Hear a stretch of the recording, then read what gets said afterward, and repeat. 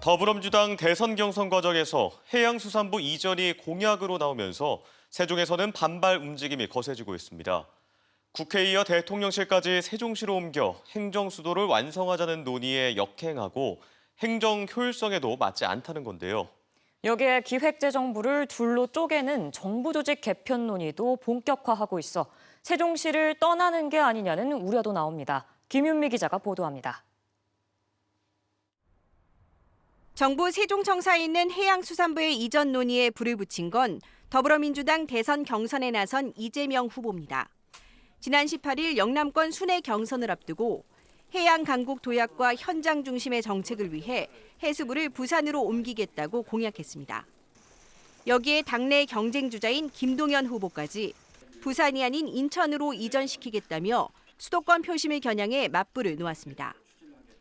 이번 대선을 계기로 행정수도 완성에 대한 기대가 어느 때보다 고조된 세종시에서 당장 반발이 거세지고 있습니다.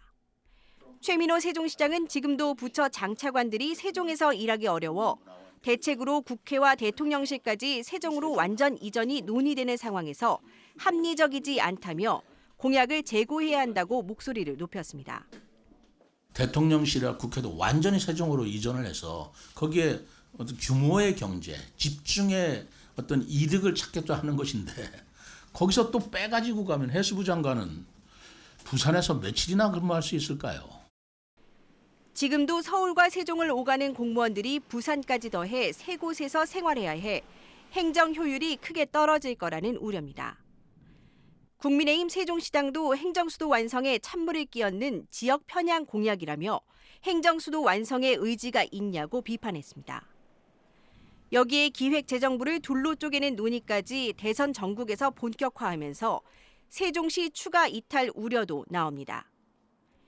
예산 편성과 재정 운용을 모두 쥐고 있는 과도한 권한을 분산하기 위해 재정경제부와 기획예산처로 나눠 국무총리실에 두자는 법안도 최근 민주당 의원 11명이 발의한 상태입니다. 나눠도 세종에 있어야죠. 여기에 있는 협업들도 해야 되고, 그다음에 대통령 집무실이 제2집무실이 됐던 집무실이 이제 5기로다가 자꾸 방향들이 바꿔가고 있는데, 그렇다면 세종에 있는 게 맞고요.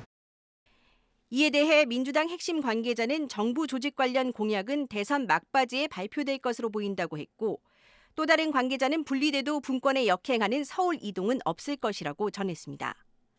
하지만 개혁신당 이준석 대선 후보까지 기재부 분리에 여성가족부 등을 통폐합해 19개 부처를 13개로 축소하겠다는 공약을 내놔 연쇄 이전에 대한 위기감이 커지고 있습니다. MBC 뉴스 김유미입니다.